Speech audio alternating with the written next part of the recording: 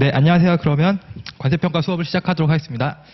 네, 우선 인사를 드리자면 저는 황성택 관세사라고 하고요. 관세평가 수업을 맡을 거고 오늘부터 해서 16회 차 동안 관세평가 기본 이론을 진행하도록 하겠습니다. 그리고 제 이름은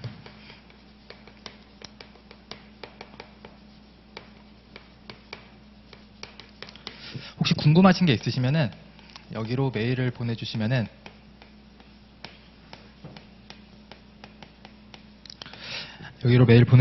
제가 답변을 해드릴게요.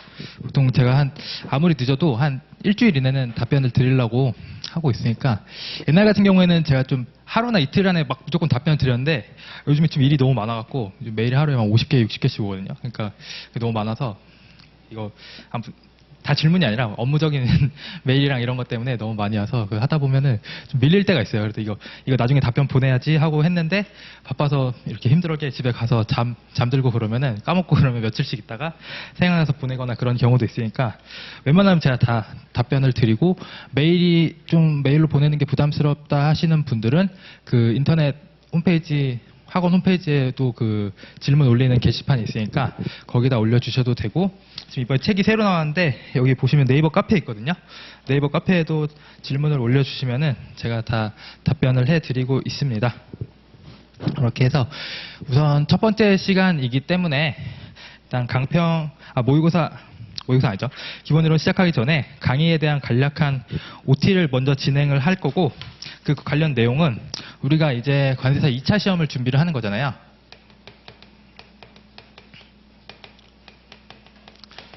관세사 2차 시험을 준비하는 과정 첫 발걸음이기 때문에 2차 시험 관련된 간략한 설명을 해드리고 그럼 2차 시험 특성은 어떻게 되는지 2차 시험을 이제 준비하면서 공부 방법은 어떻게 해야 되는지 간략하게 설명을 드리고 나서 그 다음에 이제 관세평가 개요 설명드리고 일단 오늘 첫 회 같은 경우에는 그런 식으로 좀 진행이 될 거고요.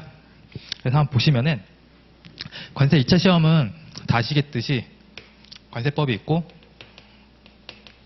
그리고 HS 품목분류라고 하죠. HS가 있고 그다음에 관세, 평가, 무역실무 이렇게 4개가 있고요. 관세법에는 다 아시다시피 환특법이 추가되고 여기에는 상품학이 추가가 되고요.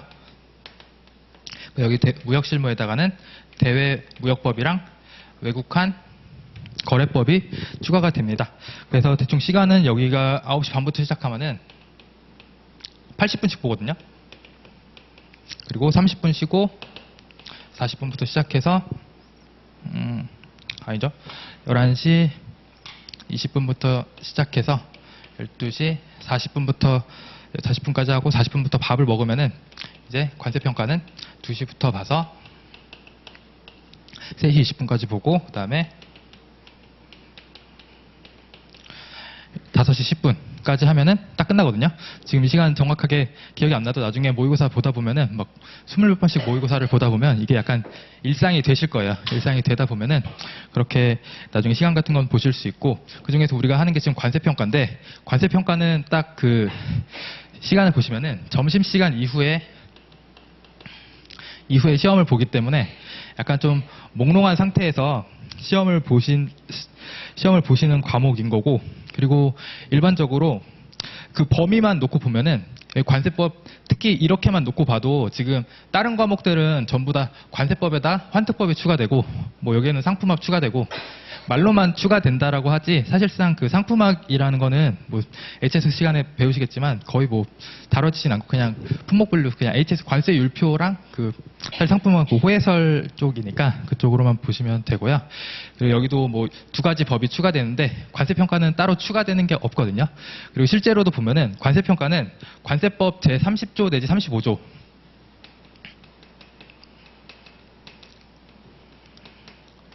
관세법 제30조가 과세가격 결정 원칙이라고 되어 있고 35조는 합리적 기준에 따른 과세가격 결정 원칙이라고 되어 있거든요. 우리 일방법 1차 관세법을 공부를 하면서 관세평가 부분을 어느 정도 배우기는 해요. 그러니까 배우기는 하고 그 부분에 대해서 이제 자세하게 공부를 하는 게 관세평가인 거기 때문에 1차에서는 사실 이 세 부분이 다 1교시에 있는 관세법에서 이게 흐트러진 거거든요. 근데 이건 범위가 엄청 외울 게 엄청 많은 거고, 관세평가는 사실 범위가 되게 작아요. 범위가 되게 작은데 시험 문제를, 기출문제를 한번 보신 분이라면은 좀 아시겠지만 기출문제도 여기 책에 있고 있다 한번 보여드릴 건데, 일반적으로 뭐 다른 과목들은 시험지를 받아보면은 한 페이지 정도 되고요. 보통 많으면은 2페이지, HS 같은 경우에는 3페이지 정도까지 나와요. 가끔씩 표가 있기 때문에 여러 가지 표를 주고 다음에 표에 대해서 뭐 품목 분류를 하라든지 아니면 일정 사례를 주고 사례에 대한 품목 분류를 하라든지 하는 그런 문제가 나오는데, 관세평가 같은 경우에는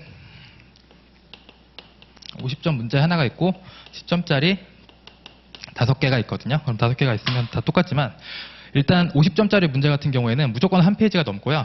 한 페이지 넘고 한 2페이지 정도, 그냥 50점 문제 하나만 이렇게 문제 지문이 굉장히 길고, 10점짜리 같은 경우에도 뭐 다른 과목 같은 경우에는 안 그런 것도 있지만 대부분의 과목의 문제는 10점짜리는 뭐뭐에 대해 설명하시오, 뭐뭐에 대해서 이 부분과 이 부분에 대해서 설명하시오, 이런 식으로 한 줄, 두 줄, 뭐 길면 뭐 세네 줄 이런 식으로만 끝나는데, 관세평가는 50점짜리 문제도 거의 한 페이지를 가득 채우는 문제가 나오기도 하거든요. 한 0.5에서 한 페이지 정도라고 보시면 됩니다. 그래서 뭐 기존에 나왔던 내용들을 보면은 작년에도 지금 5페이지가 나왔었고요. 그리고 그 전년도에는 7페이지 나왔었어요. 18년도에는 문제만 7페이지, 지문이 7페이지가 나왔었거든요. 그러니까 밥 먹고 시험을 보는데, 안 그래도 힘든데 밥 먹고 시험을 보는데 문제에 대한 지문만 이렇게 5페이지, 6페이지, 7페이지라는 그런 지문을 맞닥뜨리면은 아무래도 사람이 당황할 수밖에 없거든요. 그리고 또 문제 특성상 사례형이랑 계산형 문제가 상당히 많아요.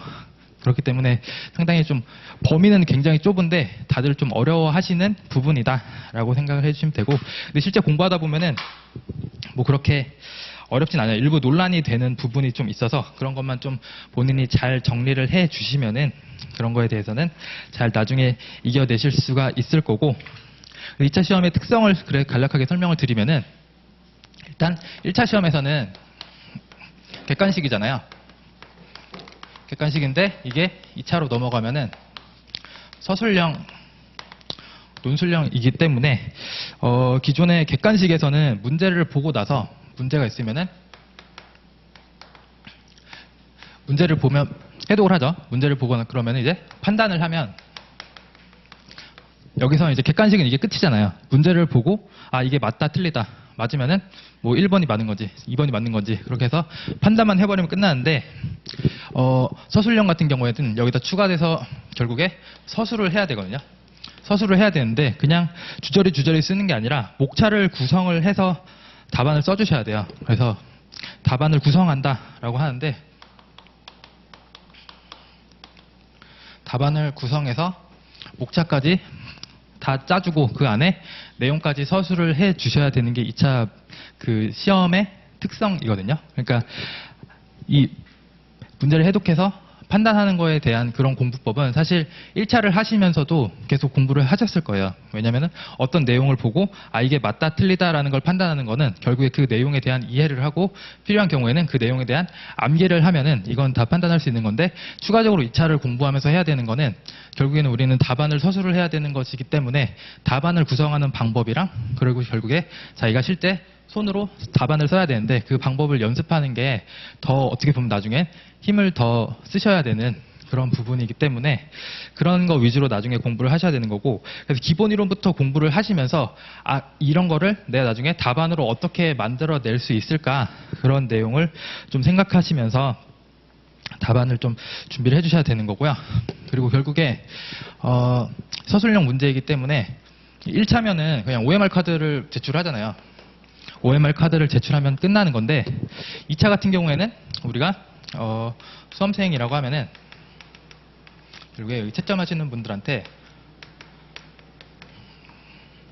답안지를 제출을 하거든요. 답안지를 제출을 하면은 답안에서 가장 중요한 거는 그 답안에 들어있는 내용이 가장 중요하겠죠. 아무래도 내용이 가장 중요한데, 추가적으로 가장 중요한 건 뭐냐면, 추가적으로 또 가장 중요한 건 내용이지만 추가적으로 중요한 게 틀이에요. 틀. 그 우리가 흔히 말하는 게 구성이라고 하거든요. 답안의 구성. 그러니까 답안의 구성은 결국에 뭐 목차 이렇게 말을 하는데 답안이 똑같은 내용을 써도 어떻게 목차를 달아서 답안을 쓰느냐에 따라서 그 내용이 잘 읽히는 답안이 있고 잘 안 읽히는 답안이 있어요. 예를 들어서 뭐 관세평가 같은 경우에는 결국에 우리가 구하는 거는 과세 가격을 구하는 거거든요. 과세 가격을 구하는데 과세 가격 예를 들어서 100불이에요. 100불이면은 과세 가격은 100불이다 라고 하는 내용이 나도 쓰고 이 친구도 썼어요. 근데 나는 그걸 씀에 있어서 무슨 막 수수께끼를 채점자가 읽으면서 뭐 수수께끼를 풀어야 되는 것처럼 되게 읽기 어렵게 쓰는 답안도 있고 딱 이 사람은 목차를 딱 쪼개갖고 이 쟁점사항은 어떻고 이 쟁점사항이 적용될 수 있는 법안은 법 규정은 어떤 거고 그래서 판단했을 때는 이렇고 그래서 과세 가격은 100불이다 라고 딱 쓰면은 읽으면서 이게 딱딱딱 들어오잖아요. 그러니까 결국에는 똑같은 내용을 쓴다고 하더라도 어떻게 구성을 했느냐 결국에 목차 배열을 어떻게 했느냐 이런 거에 따라서 아무래도 채점하시는 분들이 점수를 더 줄 수가 있거든요. 채점하시는 분들이 사람이잖아요. AI가 채점하는 게 아니라 결국에 교수님들이 채점을 하시는 거거든요. 교수님 채점해서 결국에 이거를 높은 점수를 줄 거냐 낮은 점수를 줄 거냐 이런 걸 판단하는 건 결국에 사람이기 때문에 사람이 읽었을 때 그리고 또 우리가 컴퓨터로 제출하는 것이 아니라 실제 자기의 손으로 써서 제출을 하잖아요. 손으로 써서 제출하는 거기 때문에 이런 것에 추가해서 좀 필요한 게 글씨 되게 잘 쓰셔야 되고요. 아무래도 여성분들은 글씨를 되게 아무래도 남자보다는 잘 쓰시거든요. 저도 지금 글씨를 보면은 나 엄청 막 예쁜 글씨는 아닌데 그래도 대충 봤을 때 읽을 수는 있잖아요. 대충 봤을 때 읽히죠? 읽히는 글씨긴 한데 이게 우리가 80분 동안 한 과목당 16쪽? 많으면은 18쪽, 20쪽까지 답안을 써요. 저 같은 경우에. 제가 실제 시험 볼 때 저는 관세평가를 20쪽 정도 썼거든요. 그러니까 글씨를 진짜 빨리 써야 되고 그리고 또 생각하면서 계속 써야 되기 때문에 이게 쓰다 보면은 팔이 진짜 아프고 그럼 글씨가 흐트러질 수밖에 없어요. 흐트러질 수밖에 없지만 그럼에도 불구하고 글씨가 굉장히 중요해요. 저도 모의고사나 이런 거 채점해 보면은 글씨를 잘 쓴 분들에게 아무래도 점수를 더 주고 싶어요. 똑같은 내용이라고 하더라도 글씨를 잘 못 쓰신 분들한테는 제가 막 해독해야 되거든요. 그거 문자를 무슨 암호 해독하듯이 대충 뭐 아예 모르는 사람이 아니잖아요. 채점하는 사람이 이게 무슨 내용인지를 아예 모르는 상태에서 읽는 것이 아니라 대충 어떤 내용이 쓰여 있겠구나라고 알기 때문에 뭐 이렇게 쓰면은 그냥 과세 가격이라고 생각하고 그냥 저는 읽어요. 이렇게 돼 있으면. 근데 만약에 전혀 관세평가에 대해서 모르는 사람한테 뭐 이렇게 보면은 모르겠죠. 그러니까 그런 식으로 어쨌든 알아먹긴 알아먹지만 사람이다 보니까 아무래도 글씨 잘 쓴 사람한테 점수를 더 잘 주지 않을까. 그럼 제 생각이에요. 물론 그러면 안 되죠. 똑같은 내용이고 똑같은 목차면은 똑같은 점수 받아야 되지만 그 채점하시는 분들은 이렇게 한 사람의 답안에 대해서 오랫동안 채점하시는 게 아니거든요. 실제 시험을 보면은 한 1000명 정도가 2차 시험에 들어가기 때문에 그 중에서 읽을 만한 답안지가 예를 들어서 한 500~600장이 있다라고 하면 500~600개의 답안지를 채점을 하셔야 되는 거고 그리고 누구 건지도 모르죠. 누구 건지도 모르고 그냥 계속 채점을 하시기 때문에 뭔가 이거를 되게 신경 써서 막 보고 이제 아까 한 10번째 전에 채점했던 애랑 내용이 똑같은데 걔는 6점 줬었는데 얘는 글씨가 더 이쁘니까 7점 주네. 뭐 이런 걸 판단하실 그럴 겨를도 없을 거라 생각해요. 그냥 딱 보고 내용 딱 보고 글씨도 예쁘고 그러면 점수 좀 더 줄 수도 있는 거고 뭐 그런 식으로 채점이 되지 않을까 생각합니다. 사람이기 때문에 아무래도 사람이기 때문에 그런 식으로 될 수밖에 없는 거고 글씨가 그래도 좀 중요한 거고 틀이라고 하면은 답안을 쓰실 때 나중에 다시 한번 채점 실제 답안 쓰는 그런 과정이 되면은 제가 다시 설명을 드릴 건데 답안지가 이런 식으로 생겼어요. 여기 앞에 한 줄이 있고 이렇게 돼 있으면은 사람이 쓰는 거기 때문에 다 목차를 쓰잖아요. 예를 들어 이렇게 대목차를 쓸 수도 있고 중간에 중간 목차, 아니면 소목차 뭐 이런 식으로 쓸 수가 있는데 실제 뭐 문서 작업하거나 그렇게 할 때도 이런 목차가 있으면은 저희 책도 이렇게 책도 한번 대충 보시면은 그 목차에 따라서 들여쓰기랑 내어쓰기 이런 게 돼 있어요. 들여쓰기, 내어쓰기 되어 있는데 실제 답안을 쓰심에 있어서도 이런 틀 같은 거 있잖아요. 들여쓰기, 내어쓰기 이런 거 좀 잘 지켜져야지 답안이 좀 있어 보이거든요. 이런 게 안 지켜지면은 되게 사소한 거고 뭐 난 답안 내용이 가장 중요한 건데 이게 뭐가 중요해 이렇게 생각할 수 있는데 채점하시는 분들이 연세가 좀 있으시죠? 연세가 좀 있으시고 이런 거 좀 중요하게 생각하시는 분들일 가능성이 아무래도 높기 때문에 이런 거 좀 잘 지켜주셔야 되고요. 그리고 그런 것과 약간 맞물려서 좀 중요한 게 맞춤법. 진짜 너무 당연한 건데 맞춤법 답안 제가 채점하면서도 보면은 맞춤법 틀리시는 분들이 꽤 있어요. 이게 바쁘다 시간 막 정신없이 쓰다 보면은 맞춤법이 가끔씩 틀릴 수도 있거든요. 그렇지만 가능하면 안 틀리는 게 좋겠죠. 그렇기 때문에 맞춤법 같은 거 자기가 혹시 은연중에 좀 틀리게 쓰는 게 있다라고 하면은 저도 막 이런 책 같은 거 쓰거나 답안 같은 거 쓸 때 좀 애매하거나 그런 맞춤법 있으면은 저도 인터넷에서 찾아봐요. 찾아보고 뭐 요즘 네이버나 이런 데 보면은 헷갈리는 거 2개 A랑 B 이렇게 딱 쳐서 보면은 뭐가 맞는 건지 바로바로 알려주거든요. 그런 거 있으면은 바로바로 그때 체크해서 실제 잘 쓸 수 있게 해주시고 그리고 띄어쓰기도 글씨 약간 목차 이런 것과 약간 곁들여서 보면은 띄어쓰기가 이렇게 잘 안 돼 있으면은 읽을 때 되게 힘들거든요. 읽을 때 되게 힘들기 때문에 우리는 가능한 한 공부를 하면서 내용도 잘 갖추고 목차도 잘 갖춰야 되지만 결국에는 우리가 답안을 쓰면은 읽어주시는 분들은 이분들이잖아요. 이분들이 최대한 내가 쓴 내용을 잘 읽고 나한테 점수를 잘 주실 수 있게 그 준비를 하는 거예요. 대접을 하는 거예요. 채점자한테 대접을 한다라고 생각하시면 돼요. 막 내가 요리사고 내가 셰프고 지금 이렇게 뭔가 배우는 거잖아요. 배워서 뭔가 이렇게 요리를 진짜 맛있게 잘 해서 맛있게만 하면은 의미가 없죠. 뭐 이런 뭐 미스터 셰프 코리아나 이런 데 나가려면은 데코레이션도 되게 중요하잖아요. 그런 데코레이션 같은 것도 이런 거거든요. 그러니까 그런 데 나가면 아무리 맛있어도 뭐 대충 이렇게 국자에 퍼주고 이러면은 좋은 점수를 받을 수가 없잖아요. 그렇기 때문에 이런 거 굉장히 중요한 거고 그리고 마지막으로 중요한 게 법적인 표현을 좀 잘 쓰셔야 돼요. 법적인 표현 같은 경우에는 제가 수업하면서도 계속 말씀을 드릴 거고 물론 관세평가에서 그 1차를 공부하셨으면은 거래가격 배제 사유 중에서 수입물품의 거래 성립이나 가격의 결정에 영향을 미치는 조건 또는 사정이 있는 경우 거래 가격이 배제된다라고 하는 내용이 있는데 우리가 흔히 계속 공부할 때 조건 또는 사정 그냥 조사 이렇게 막 말하거든요. 조사 이렇게 말할 때도 있고 그리고 처분 또는 사용의 제한도 그냥 맨날 뭐 제한이 있으면은 거래 가격 배제된다. 뭐 이런 식으로 말을 해요. 이런 식으로 말하고 그리고 뭐 생산 지원비도 막 나중에 막 줄였으니까 맨날 생지 이렇게 말하고 권리 사용료도 권사 뭐 이런 식으로 막 말을 한단 말이죠. 그런 식으로 말을 하는 거 좋아요. 그리고 자기가 필기할 때 그렇게 쓰는 것도 좋아요. 근데 답안을 씀에 있어서는 절대 이런 표현이 들어가면 안 되거든요. 실제 모의고사 보면서 이런 표현을 제가 본 적이 있었어요. 본 적이 있었고 드문찮게 거의 매년 모의고사 보면 이렇게 쓰시는 분들이 한두 분씩 계시거든요.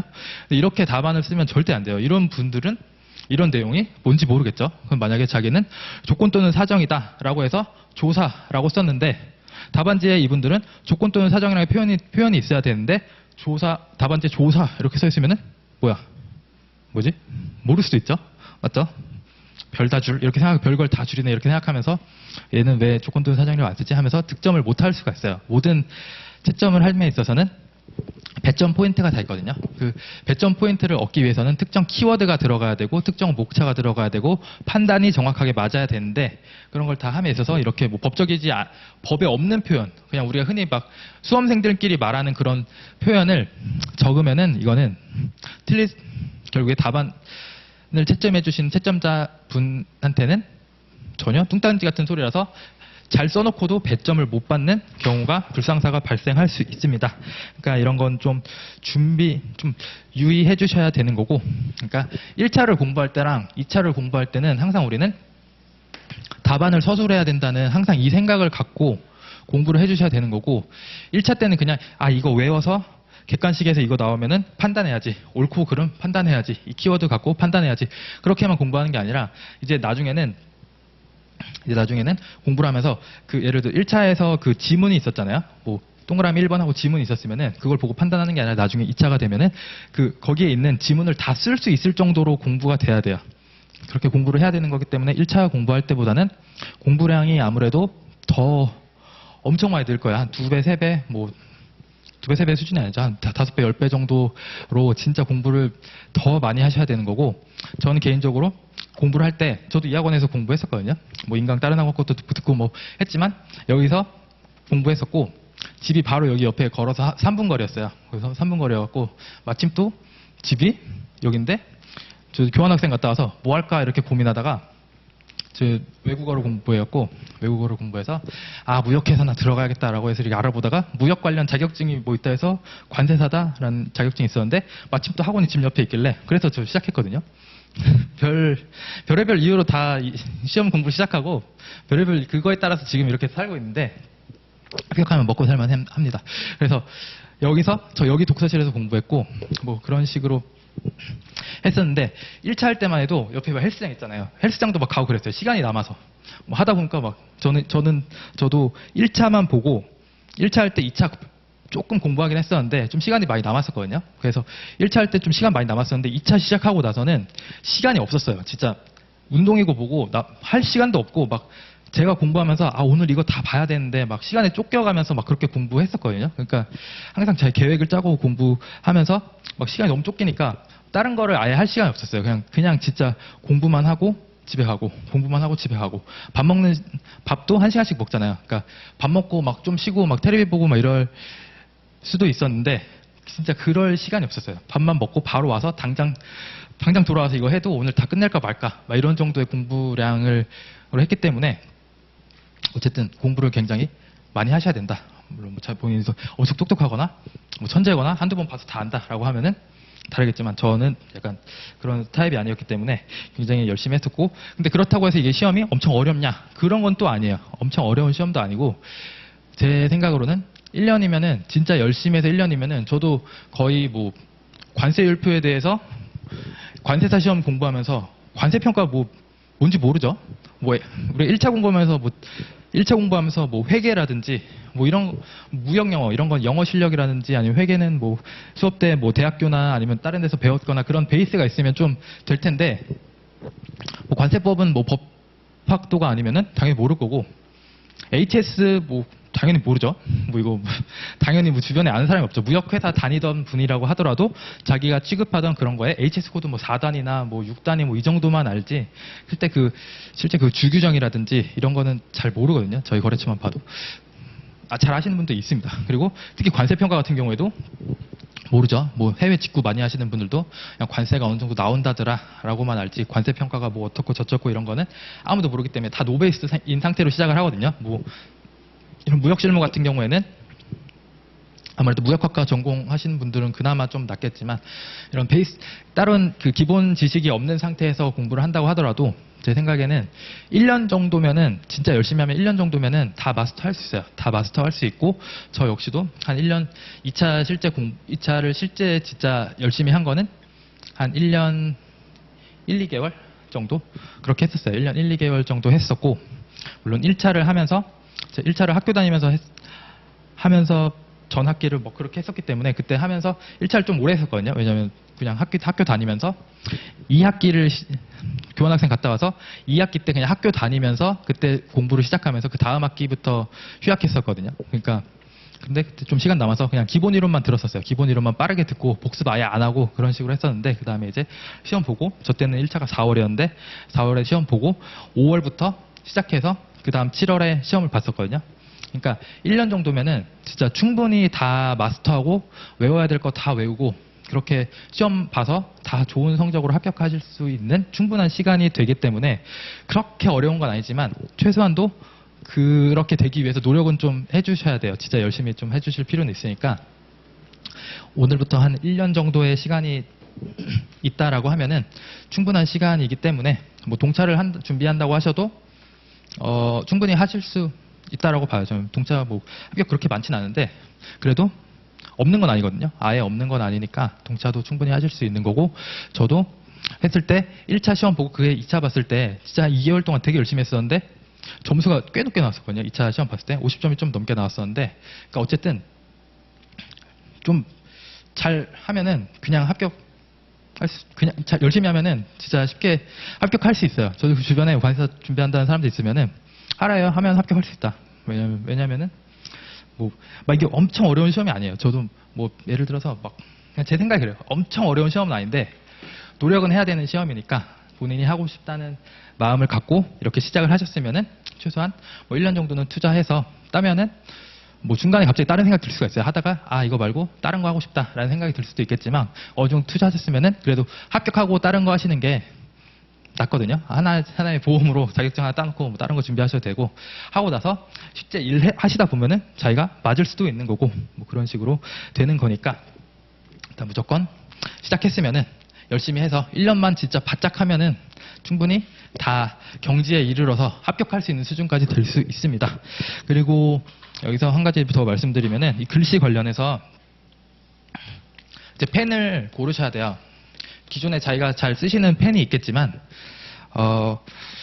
실제 2차 답안을 쓰는 거는 아마 글씨를 이렇게 막 많이 쓰셨던 경험이 없으실 거예요. 저도 실제 뭐 공부한다 했지만 이 2차 시험 준비하면서 딱 모의고사 딱 시작하면은 아니면 나중에 이 수업을 들으면서 뭐 문제풀이를 한다든지 그러면 뭐 10점짜리 한번 풀어보세요. 뭐 50점짜리 한번 풀어보세요. 이렇게 시간 재고 풀라 그러면은 실제 뭐 80분 동안 16쪽이면 이거 한쪽이 22줄이거든요. 22줄 16쪽 거의 다 채우거든요. 80분 동안.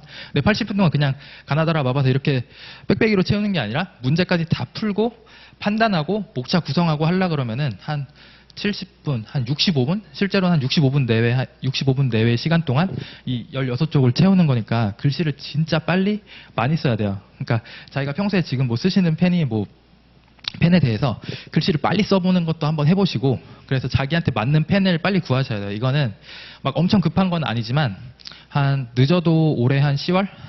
아니면은 어쨌든 올해 말이 되기 전에 펜을 정해 놓으셔야 돼요. 펜을 정해 놓고 펜도 막 여러 개 써보시고 저도 펜을 한 4-5개까지 사봤어요. 4-5개 다 사보고 요즘 식으로 그러면 안 되지만 일본 펜 우리가 흔히 말하는 펜 3종류가 있거든요. 뭐 제트스트림, 사라사 뭐 하나 있었는데 뭐 이렇게 다 써봤어요. 그것도 써보고 뭐 국내 것도 써보고 뭐 다 써봤는데 저는 막 에너겔 뭐 이렇게 다 써봤는데 오히려 그런 것도 있어요. 이게 펜이 안에 심은 이 회사 거가 맞고 이 밖에 잡는 이 케이스는 다른 회사 거가 맞고 그런 경우도 있거든요. 실제로 저는 뭐 케이스랑 심이랑 따로 썼었어요. 회사가 다른 걸 썼었거든요. 그러니까 그런 걸 다 여러 가지를 쓰면서 본인한테 맞는 펜이랑 이런 것도 계속 맞춰놓으세요. 계속 맞춰놓으시고 그래서 저는 막 시험 공부할 때 오동나무로 만든 제트스트림 펜 있어요. 3색 들어가는 오동나무 된 거 한 2만 얼마짜리 있거든요. 그걸 타서 뭔가 저한테 보상해주고 싶은 마음에 공부하면서 뭐 별거 없으니까 펜이라도 비싼 거 써야지라고 해서 그거 사서 모의고사 보러 갔다가 1교시 때 바꿨어요. 펜이 너무 무거워서 팔이 너무 아프더라고요. 그러니까 비싸다고 다 좋은 게 아니라 가볍고 자기한테 맞는 펜이 있으니까 이런 펜 같은 것도 계속 지금부터 준비를 하시고 글씨체 같은 것도 계속 글씨체 같은 것도 좀 계속 준비를 해 주셔야 돼요. 글씨체도 막 보면은 진짜 막 글씨 이쁘게 쓰시는 분들 있잖아요. 뭐 막 진짜 세종대왕 뭐 한석봉 같이 쓰시는 분들 있거든요. 뭐 저는 좀 이상한데 뭐 아무튼 되게 글씨를 되게 막 정성스럽게 막 답안을 쓰시는 분들이 있는데 이런 식으로 막 쓰면은 절대 그 시간 내에 답안을 다 쓰실 수가 없어요. 보통 이렇게 쓰시는 분들은 1, 2페이지 보고 와 답안 글씨 장난 아니네 라고 쓰잖아요. 넘겨도 보면은 한 8쪽, 9쪽, 10쪽 되면은 그 뒤로 다 빈칸이에요. 시간이 없어서. 그러니까 글씨체를 바꾸셔야 돼요. 우리가 흔히 이것도 거의 준고시잖아요. 그러니까 고시 답안을 작성하시는 분들이 쓰시는 글씨체가 있거든요. 그러니까 우상향체라고 하는데 뭐 호근쌤 수업 들으시면 그분 많이 말씀하시는데 저도 그래서 옛날에 백강 고시체라는 책을 사갖고 막 연습을 했었어요. 그 책 되게 비싸거든요. 2만 얼마 정도 하는데 그걸 사갖고 막 공부하다가 마음 훈련을 할 겸 막 꺼내서 막 우상향체로 막 쓰라고 막 이렇게 돼 있어요. 막 이걸 쓰다가 한 10쪽 정도 쓰다가 버렸거든요. 그러니까 의미가 없더라고요. 그러니까 근데 효과는 있어요. 그걸 보면서 그냥 인터넷에서 그냥 찾아보세요. 그 책 만드신 분들이 이거 안 보겠지만 어차피 그러니까 인터넷 찾아보고 어떤 식으로 고시체를 써야 된다라는 걸 좀 확인을 해보시고 굳이 그런 책을 사서 하실 필요는 없고 앞으로 이제 관세평가를 하든지 뭐 다른 어떤 과목을 공부하시든지 간에 뭐 예를 들어 관세법을 공부한다면 1조의 목적부터 외워야 되잖아요. 이 법은 관세 부가징수를 뭐더라? 생각이 안 나요. 어쨌든 관세 부가징수를 도모하고 어쨌든 저 옛날에 다 외웠었는데 기억이 안 나거든요. 관세평가라고 하면은 관세법 30조 1항 있잖아요. 수입물품의 과세 가격은 우리나라 수출하기 위해 판매된 물품에 대하여 구매자가 실제로 지급할까 지급할 가격에 법정 가산조사에 조정한 거래 가격으로 한다라는 그 내용 나중에 다 이렇게 외우실 수 있을 거예요. 그러니까 이런 내용이 있으면은 빈 종이에다가 보통 줄이 있는 그런 노트 같은 걸 쓰시면은 이렇게 있으면은 거기다 그냥 여기다 쓰세요. 이렇게.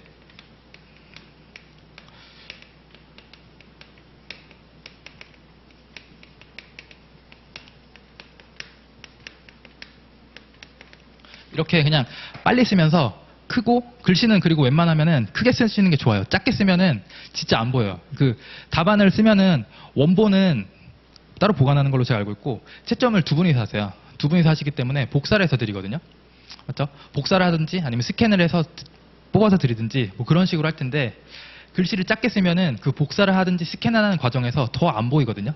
그러니까 가능하면 글씨를 꽉꽉 채워서 크게 쓰시는 연습을 하시고 꽉꽉 채워서 크게 써야지만 나중에 답안을 봤을 때 답안이 꽉 차 보여요. 글씨를 작게 쓰면은 똑같은 내용을 써도 이렇게 크게 쓰면 한 세 줄 쓸 거 한 줄 반 이렇게 줄어들거든요. 그럼 똑같은 내용으로 똑같은 내용이라고 하더라도 대충 봤을 때 그 인상이 이렇게 크게 쓰면 한 16쪽 채웠는데 그렇게 작게 쓰면은 똑같은 내용이어도 한 13쪽 12쪽 막 이렇게 될 거예요. 그러면은 딱 인상이 봤을 때 이 사람 뭔가 내용이 부실하겠구나 이런 생각이 들고 그리고 복사하거나 스캔했을 때 더 잘 안 보일 거고 되게 답답해 보여요. 글씨를 그렇게 보면은 개인적으로 봤을 때 그렇게 답답해 보이기 때문에 글씨 크게 꽉꽉 채우고 우상향체로 빨리 쓰는 연습을 지금부터 슬슬 준비를 해주셔야 돼요. 이거 나중에 모의고사 시작하고 나서 글씨 지적 받으면은 되게 속상하거든요. 진짜 뭐 내용을 못 썼다든지 뭔가 답안 평가가 틀렸다든지 판단이 틀렸다든지 뭐 그런 걸 말을 해주면은 공부를 해서 하겠는데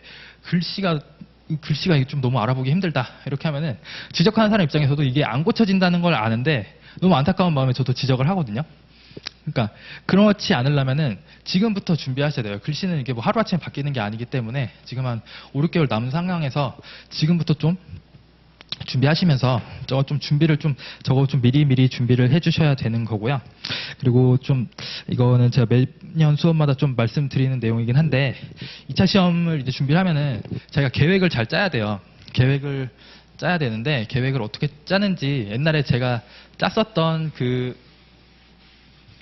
내용을 그냥 한번 알려드릴 테니까 자기가 봤을 때 괜찮다 싶으면은 그냥 변형해서 쓰든지 변형해서 쓰시면 되고요. 그러니까 아마 뭐 지금도 잘 하고 계시겠지만 그래도 제가 옛날에 썼던 방법이나 뭐 이런 거를 좀 알려드릴 테니까 한번 좀 봐주시면은 그러니까 그럼 공부 방법이라고 생각을 해주시면 될 것 같고요. 공부 방법이라고 생각해 주시면 될 것 같고 공부 방법은 결국에 책 보고 공부를 하는 거고 가장 중요한 거는 계획을 잘 짜야 돼요. 계획을 잘 짜고 그거에 따라서 이행을 잘 해주셔야 되는 건데 인터넷에 보시면 제 합격 수기가 있을 텐데 거기에도 표로 이렇게 한 게 있거든요.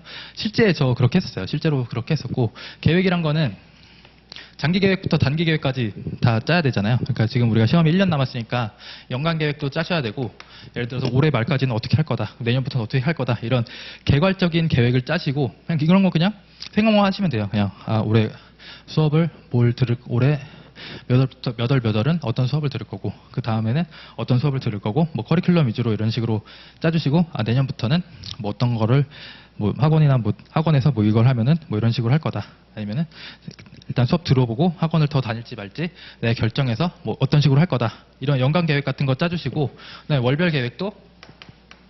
월간 계획도 결국에는 약간 커리큘럼 쪽으로 생각해 주시면 돼요. 이렇게 커리큘럼 쪽으로 생각해 주시면 되고 우리가 가장 중요하게 해야 되는 거는 주간 계획이랑 일 계획이 하루별 계획이 가장 중요하거든요.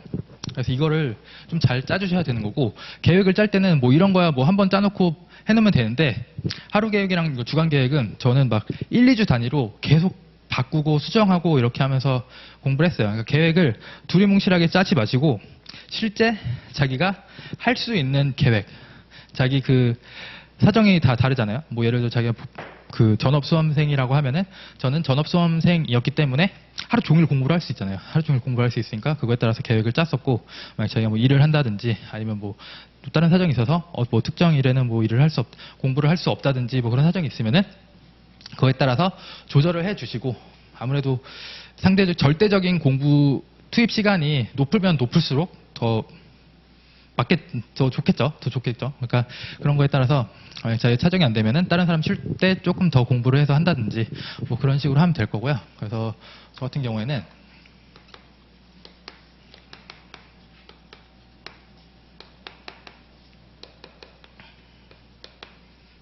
이렇게 일주일이 있으면은 하루 단위로도 다 쪼갰어요.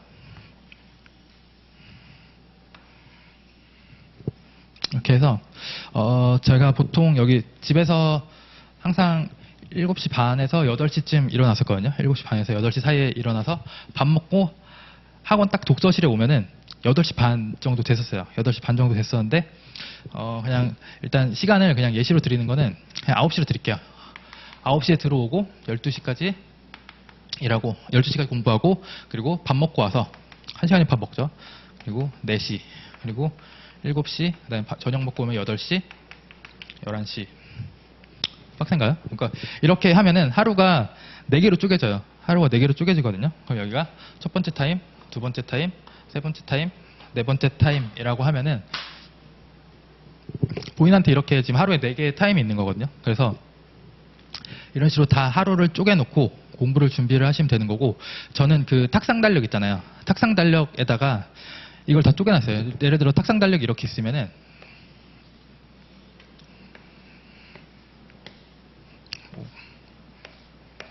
뭐 이런 식으로 돼 있잖아요. 뭐 1, 2, 3, 4, 막 5일 이런 식으로 돼 있으면은 예를 들어 여기서 이 2일을 크게 빼볼게요.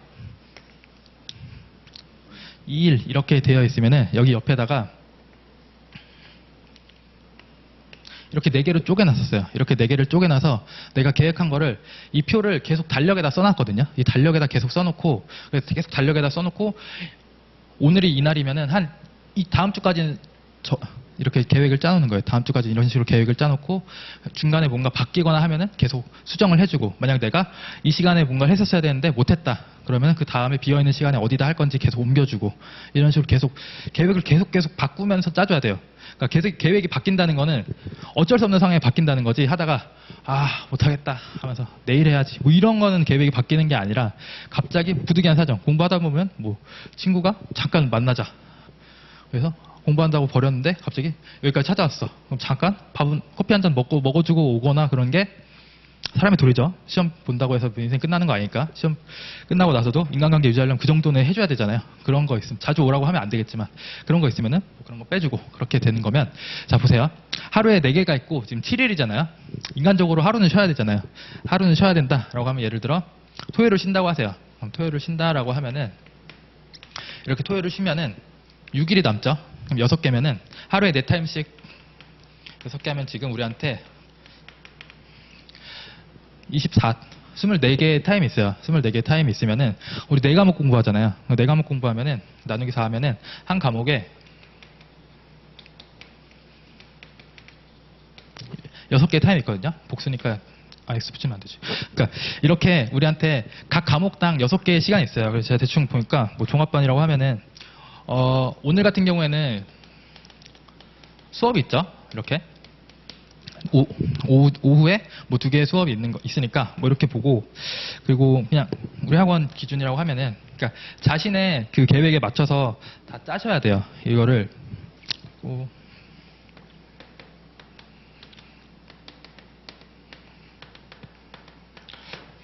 자 이렇게 하면은 지금 이미 각 과목당 2개씩은 수업이 있잖아요. 그러면은 수업이 2개가 있으면 나머지 자기가 자습하는 거는 4번의 타임이 있는 거거든요. 그 4번의 타임이 있으면은 자기가 편한 시간에 자기가 봤을 때 이런 식으로 놔야겠다라는 곳에다가 계속 넣어주시면 돼요. 계속 넣어주시면서 써주시면 돼요. 예를 들어서 뭐 저 같은 경우에는 만약 나였으면은 내가 이 수업으로 한다라고 하면은 평가 오늘 2번 하잖아요. 그럼 집에 가서 오늘 평가 들은 거를 복습을 할 거예요. 그 평가 1번 할 거고, 그리고 평가를 언제 들까라고 하면은 그리고 HS 이날 들었잖아요. 그럼 저녁에 들었으면은 개인적인 욕심으로는 뭐 들었으면 집에 가서 1시간 정도 복습하고 하는데 피곤하잖아요. 그러니까 너무 비인간적으로 잡지 말고 실현 가능한 수준으로 잡으셔야 돼요. 뭐 아침 9시에 가서 저녁 11시에 오면은 12시에 자잖아요.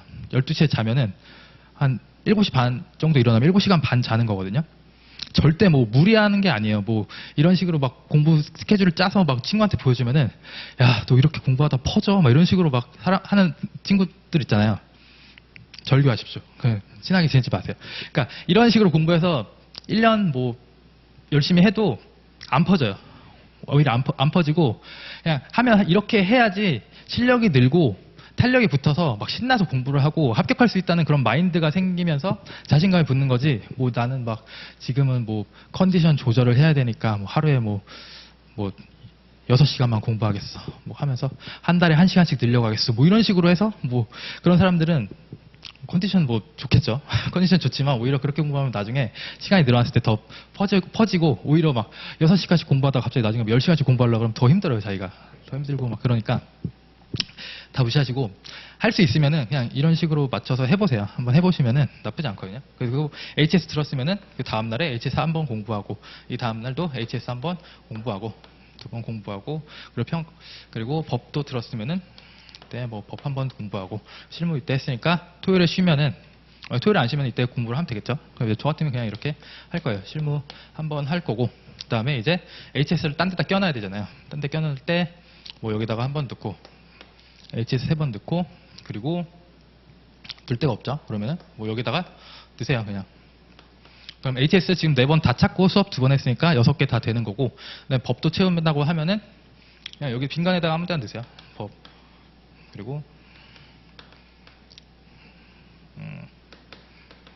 뭐 이런 식으로 넣고 그다음에 평가도 여기다 한 번 더 넣고 그리고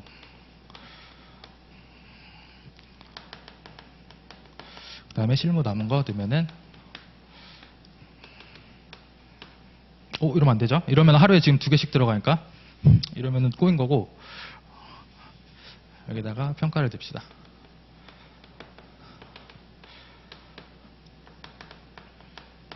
이렇게 하면은 각 과목별로 일주일에 6번씩 자기가 공부할 수 있는 타임이 생긴 거거든요. 그러니까 이런 식으로 해서 달력에다 다 쓰셔야 되는 거고 그리고 한 가지 더 해야 되는 게 뭐냐면 각 과목이 책이 있으면은 되게 두껍잖아요. 뭐 사실 뭐 그렇게 두꺼운 것도 아닌데 그렇게 두꺼운 것도 아니지만 잘 보세요. 우리가 일반적으로 지금 모든 관세사 학원이 제가 그런 걸로 알고 있는데 지금 기본이론 시즌이라고 하면은 기본이론이 16회인 걸로 잘 알고 있어요. 우리도 그렇고 16회잖아요. 그러니까 16회 기본 이론을 할 거고 그렇다고 하면은 전 과목은 이 체계로 하든지 뭐 어떻게 하든지 간에 전 범위는 16분을 할로 쪼개지거든요. 16분 할로 쪼개지면은 예를 들어서 오늘 수업하는 거는 지금 OT하고 하니까 작겠죠. 1분 할을 작을 거고 그리고 2분 할은 이따 오후에 수업하는 내용이 될 거고 오후가 아니라 좀 이따가 저녁에 수업하는 내용이 될 거고 그렇게 되는 거잖아요.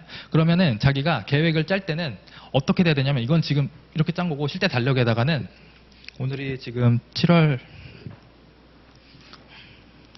12일이면은 12일에 그 특상 달력이 이렇게 있다라고 하면은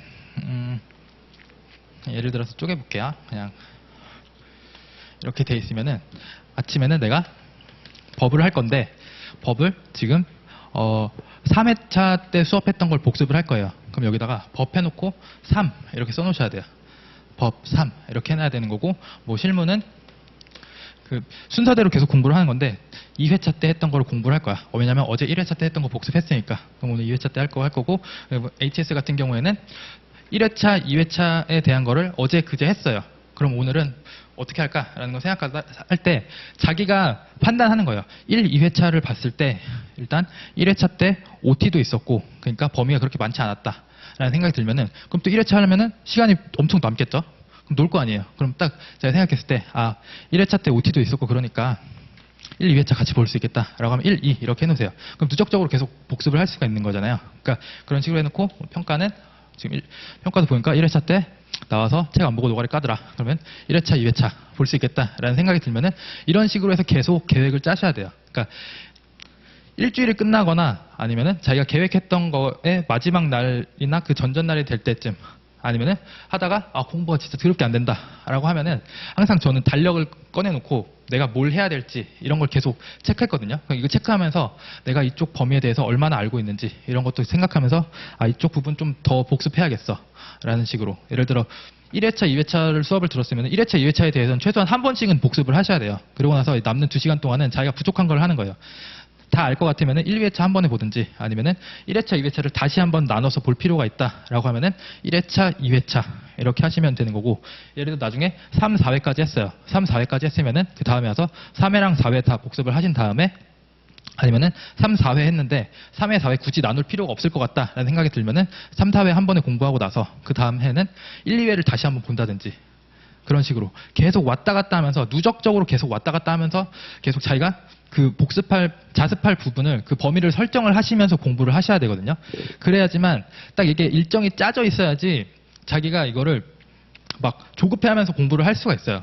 그러니까 너무 막 자기한테 압박 주고 이러면은 뭐 정신병 힘들 수도 있겠지만 어느 정도 압박은 있어야 되거든요. 왜냐면은 이거 공부는 혼자 하는 거잖아요. 뭐 예를 들어 요즘에 뭐 옛날도 그랬고 뭐 스터디 만들어서 한다 뭐 하는데 스터디 뭐 자기한테 맞으면 하세요. 뭐 제가 뭐 그거를 가겠다는 사람을 뜯어 말릴 수는 없겠지만 저는 공부하면 스터디 한 번도 안 했거든요. 스터디 한 번도 안 했고 다만 러닝메이트 정도는 한 명 있으면 좋아요. 근데 러닝메이트의 조건은 둘 다 열심히 하는 사람. 그러니까 한 명 아니면 두 명. 뭐 러닝메이트라고 해서 갑자기 뭐 축구팀 차릴 것도 아니고 뭐 10명씩 모아서 뭐 11명 모아서 우리 다 메이트야 하면서 막 그렇게 하지 마시고 한 명 아니면은 두 명 이 정도로 해서 하면 되는 거고 저는 개인적으로 공부할 때 지금 이한 관태사라고 있는데 그 친구랑 저 같이 했었거든요. 그래서 2차 시작하면서 알았어요. 2차 시작하면서 알았고 그래서 둘이 같이 공부하면서 했었고 아시겠지만 제가 33기 수석이거든요. 67.87점으로 수석 합격했었고 그리고 그 친구는 저랑 평균 1점 차이 났었어요. 2등이었거든요.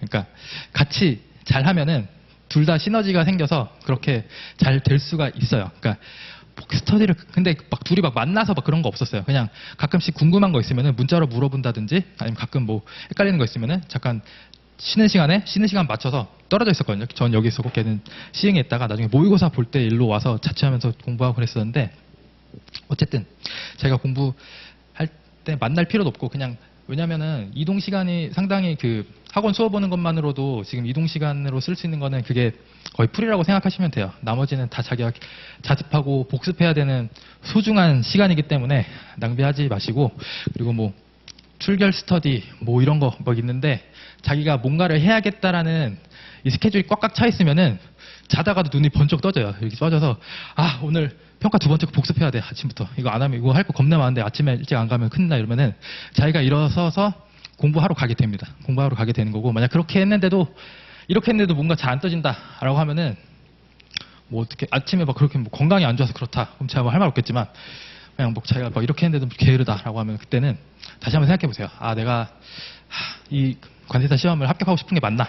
그런 생각이 한번 해보시고 진짜 합격하고 싶으면은 열심히 하게 되거든요. 진짜 합격하고 싶으면은 자기가 그만큼 절실하게 좀 공부하면서 하시면 되는 거고 나중에 뭐 계속 공부를 하다 보면은 이 각각의 과목의 범위를 1, 2회차로 쪼개는 게 상당히 많다라는 생각이 드실 거예요. 왜냐하면 나중에 모의고사 가면은 모의고사는 8분할로 쪼개거든요. 무조건 처음에 8분할로 쪼개기 때문에 이렇게 한 두 바퀴 돌리다 보면은 7월, 8월 기본 이론 듣고 한 9월, 10월 뭐 이렇게 수업 듣다 보면은 16분할로 공부하는 게 나중에는 진짜 적다는 느낌이 들 거예요. 책을 이미 그때는 한 두세 번씩 본 거기 때문에 적다는 느낌이 들면은 그때는 8분할로 쪼개서 책을 다시 1부터 각 과목별로 동그라미 1번부터 동그라미 8번으로 쪼개놓겠죠. 그런 식으로 해서 공부를 하시면 되는 거고 그래서 16으로 시작해서 8로 쪼개지고 4로 쪼개지고 그 다음에 뭐 2로 쪼개지고 나중에 시험을 보러 가는 주가 되면은 전 과목을 하루에 다 볼 수 있는 그런 수준이 될 거예요. 그렇게 실제 시험 볼 때는 그렇게 될 거고 그래서 월, 화, 수, 목, 금, 토요일에 시험을 보잖아요. 토요일에 시험을 보면은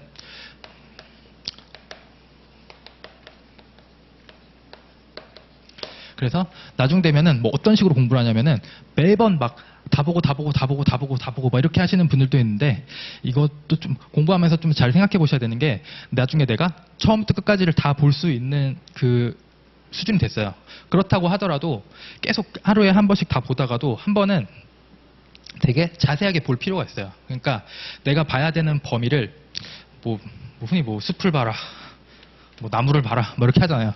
숲도 보고 나무도 보고 이렇게 해야 되는 거예요. 숲을 보려면은 범위를 되게 늘려서 이 시간 동안 봐야 되는 거를 뭐 오늘은 2분의 1을 다 보겠어 라는 식으로 다 쪼개서 이렇게 보다가도 어느 날은 갑자기 이렇게 보다 보니까 실제 나중에 답안 쓰다 보면 그럴 거예요. 좀 뭔가 세세한 부분에서 뭔가 잘 안 떠올랐다 라는 생각이 들면은, 그때는 이번에는 4분의 1로 한번 돌려보자 라는 식으로. 그러니까 자기가 회독이라고 하잖아요. 회독하는 속도를 조절하면서 하시는 거예요. 막 옆에서 누구는 막 넌 아직도 뭐 8분의 1로 쪼개서 보냐, 나는 막 다 마스터해서 뭐 하루에 다 본다, 뭐 이런 식으로 하는 사람도 있잖아요.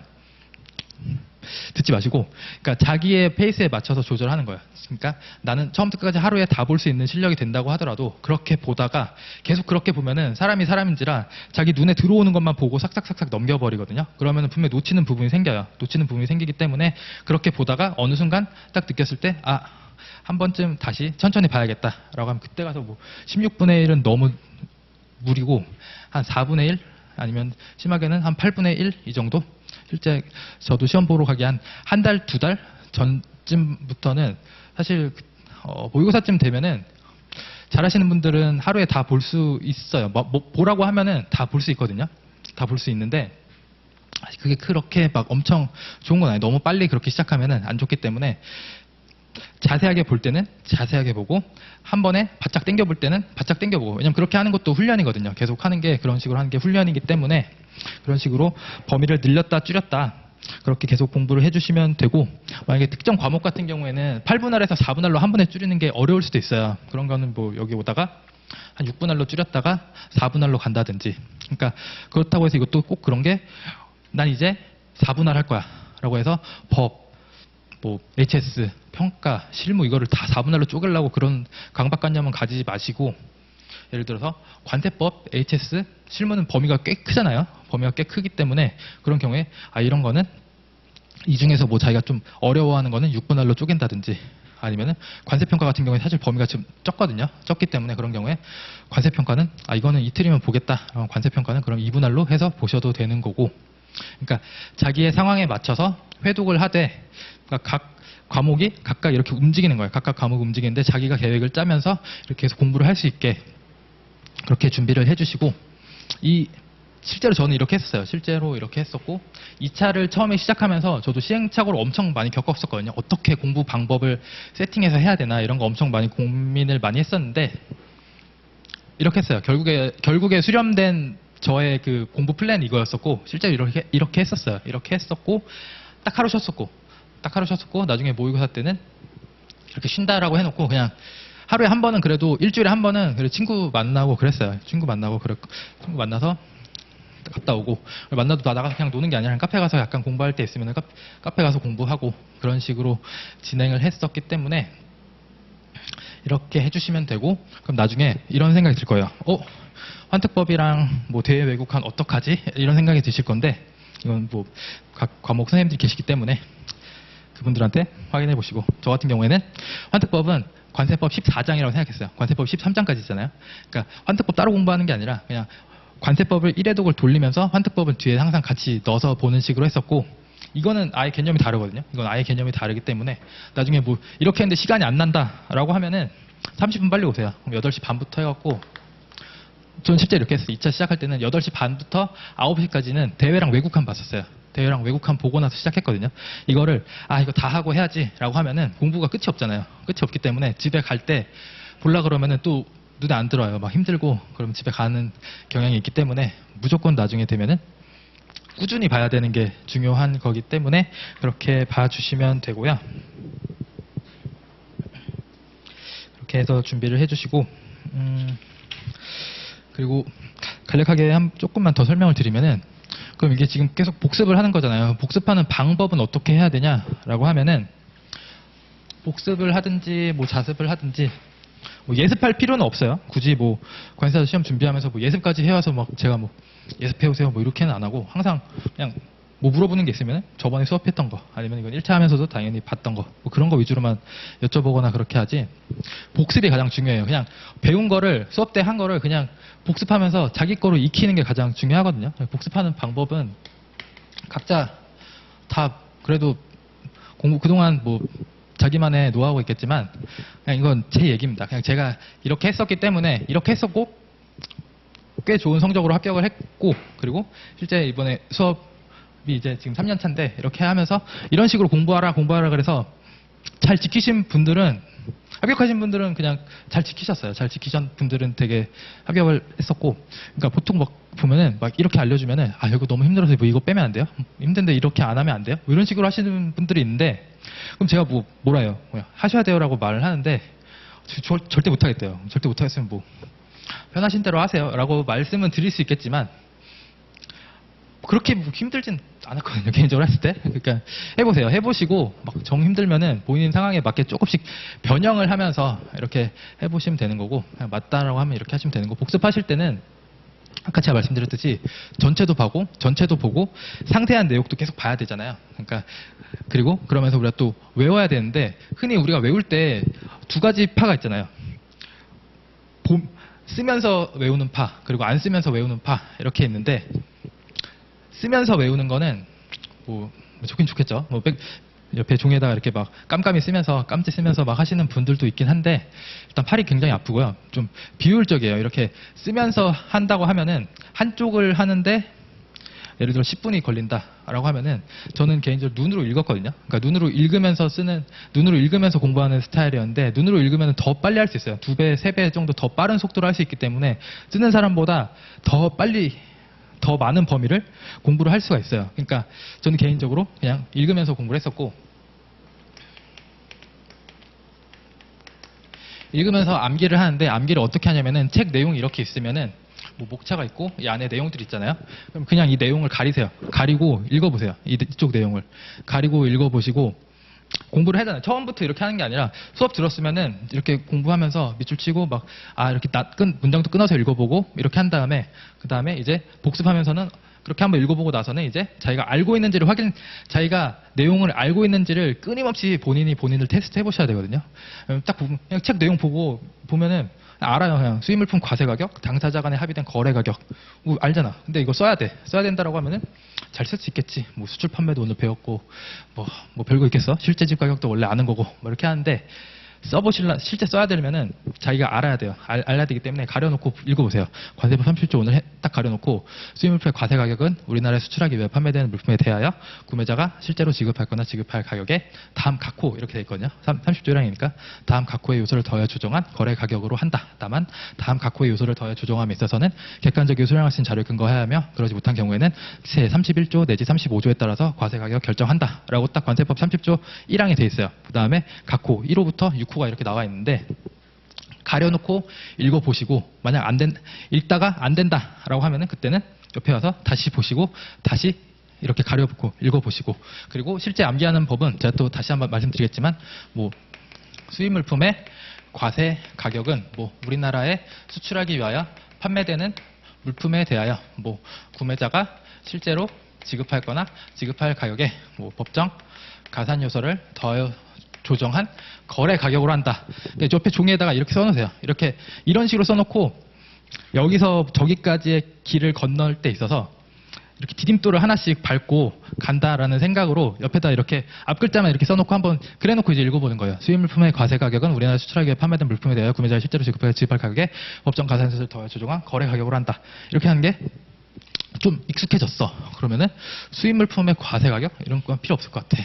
우리나라에 수출하기 위해 우리나라도 필요 없을 것 같고, 우리나라 수입물품의 과세 가격은 우리나라에 수출하기 위해 판매되는 물품에 대하여 하면서 실제 지급 가격, 구매자 실제 지급 가격, 그다음에 가산 요소, 뭐 이 정도만 하면 될 것 같아. 하면은 수입물품의 과세 가격은 우리나라에 수출하기 위해 판매되는 물품에 대하여 구매자가 실제로 지급할 가격에 법정 가산 요소를 더해 조정한 거래 가격으로 한다라는 식으로 이런 식으로 쪼개놓은 거거든요. 그럼 나중 되면은 이게 다 없어도 암기를 할 수가 있는 거예요. 그러니까 이 과목뿐만 아니라 모든 과목을 이렇게 하면서 외우시는 게 제 제가 이렇게 했었어요. 뭐 실제 뭐 어디 공부법이나 뭐 이런 걸 보면 이렇게 하시는 분들 꽤 많거든요. 이렇게 하시는 분들 꽤 많은데 실제로 제가 했을 때 이렇게 하는 게 가장 좋았고, 그리고 실제 제가 강의하면서 여러 명 이렇게 물어봤을 때 이렇게 하시는 분들이 가장 뭐 효과가 있었다라고 말씀을 해주셨어요. 그렇기 때문에 가능하면 이렇게 해주시고, 그리고 가끔씩은 빈 종이에다가 뭔가 자기가 공부를 하는데 내용이 이해가 안 되잖아요. 내용이 이해가 안 되면은 그 책에 있는 목차들을 종이에다 쓰세요. 그 목차만. 이렇게 목차만 종이를 쓰면은 그 목차만 놓고 내용을 이렇게 목차만 읽어보면은 그 목차에 뭔가 그 내용들이 함축되어 있거든요. 그렇게 보면은 그 내용이 이해가 되실 수도 있고, 그리고 자기가 암기했는지 테스트 하려면은 목차만 써놓고 나서 이 목차의 내용을 보면서, 목차의 제목을 보면서 그 안에 내용이 뭐 있는지 계속 생각을 해보세요. 그러니까 계속 되뇌면서 자기가 뭔가 공부했으면은 내가 이거 아는가? 내가 이거 아는 건가? 이런 거 계속 생각해 보셔야 돼요. 그래서 막 여기서 공부하고 전 집에 가서 혼자 밥 먹었었거든요. 걸어가면서 한 3분 정도 거리가 됐었어요. 계속 걸어가면서 그날 공부한 거 있으면 아 이거 외워야지 라고 생각했으면은 걸어가면서 그냥 막 멍 때리면서 가는 게 아니라 그냥 계속 생각하면서 갔어요. 수입 물품의 가격은 우리나라에 수출하기 위해 판매되는 물품에 대하여 뭐 HS 코드 자기가 외워야 될 주규정이 있으면은 말의 털은 마소 갈고 말과 소의 갈기털과 꼬리털을 뭐 말한다 라고 되어 있으면은 그 생각하면서 그냥 가는 거예요. 그런 식으로 계속 항상 그냥 뭐 관사 시험 준비하시면서 뭐 다른 시험 준비한다거나 그런 거 없잖아요. 그러니까 앞으로 1년 정도는 여기에 올인하기로 했으면은 그냥 계속 이 생각을 하세요. 그냥 뭐 이 과목뿐만 아니라 다른 것도 공부할 때 그냥 계속 이거를 생각하시고, 저는 막 밤에 잠이 안 오면은 빨리 자야 내일 또 가서 공부를 하잖아요. 그러니까 밤에 잠이 안 오면 막 유튜브 보고 막 그 당시엔 다행히 유튜브가 그렇게 활성화되지 않아서 공부하기 참 좋은 환경이었는데 요즘에 좀 안 그러잖아요. 그러니까 공부하면서 페이스북 탈퇴했었고, 카카오톡도 한 2차 모의고사 시작하면서는 카카오톡도 탈퇴했었고 그냥 다 없앴었어요. 그리고 막 나중에는 그때 핸드폰 게임 클래시 오브 클랜 막 이런 것도 막 해갖고 나중에 핸드폰을 집에 두고 다녔어요. 그래서 밥 먹을 때만 와서 잠깐 보고 바로 나가고, 이런 식으로 공부에 방해되는 거 있으면은 다 제거하시고 실제 시험에만 집중할 수 있도록 하시고, 밤에 잠이 안 올 때는 막 저는 관세법 1조부터 327조까지 그 당시에는 거의 법조를 다 알았었어요. 그러니까 1조는 목적, 2조는 정의, 3조는 관세징수의 우선, 4조는 내국세 부가징수 등, 내국세 등의 부가징수죠. 그 다음에 뭐 5조 기억 안 나요. 뭐 아무튼 그런 식으로 됐었고, 지금 HS 코드 처음 하시면서 어려우실 텐데 그럼 막 잠이 안 오면은 그냥 눈 감고 1류는 1부부터 생각해요. 그냥 처음엔 부부터 하세요. 1부는 뭐 산동물과 동물성 생산품, 그 2부는 식물성 생산품, 그 3부는 그다음에 뭐 유지, 4부는 식물 뭐죠? 그 조제 식료품, 그다음에 5부는 암석, 뭐 이런 광물류, 뭐 이런 거 말하는 돼 있죠. 그다음에 뭐 그런 식으로 계속 그런 거를 그냥 소리내서 이렇게 말하면은 약간 이상하니까 그냥 눈 감고 이렇게 그냥 계속 생각하다 보면은 잠이 들어요. 저 옛날에 그래서 막 1류부터 막 잠 안 오면 나중에 공부 다 된 상황에서는 책이 필요가 없거든요. 진짜 책이 필요 없을 정도로 공부가 돼요. 암기가 다 되면은 그냥 어디 가면서도, 그때 친구 만나러 가면서도 사실 부담 없는 게, 친구 만나러 가면서도 그냥 계속 법을 그냥 계속 생각하세요. 그냥 뭐 주규정 계속 생각하면서 오늘 여기서 저기까지 가면서 1부 주규정부터 한 1부부터 4부까지 있는 주규정 다 생각해봐야지라고 하면은 이렇게 계속 생각하시면서 가시면 돼요. 그렇게 펠릿이란 막 그렇게 막 계속 생각하는 거고, 오늘 관세평가 해야지 하면 관세법 제30조 1항부터 35조까지 최소한 법은 다 외워야 되니까 그렇게 하면서 30조에서 무슨 내용이 나왔으면은, 예를 들어 거기서 실제 지급가격 나왔으면은 관세법 시행령 20조 6항에 있는 그 내용까지 한번 생각해 보시고, 간접 지급액은 뭐고 막 이런 거 생각하면서 그걸 계속 생각하셔야 돼요. 계속 생각하시면서 관심을 가져야지 합격을 할 수 있는, 관심을 가져야지 이게 좋아지나요. 뭐 누구 뭐 연예인을 좋아하거나 뭐 그렇다고 하더라도 관심이 있어야지 계속 그럴 거 아니에요. 계속 그 사람을 생각하고 뭐 그래야 되는 것처럼 관세사 시험 준비하기로 했으니까 그냥 이제 앞으로는 계속 이거 관련된 생각만 좀 하실 수 있도록 이렇게 준비하시면은 합격하실 수 있을 겁니다. 그래서 그럼 잠깐 쉬었다가 관세평가 개요 좀 설명해 드리고 계속 수업 진행하도록 하겠습니다. 잠깐 쉬겠습니다.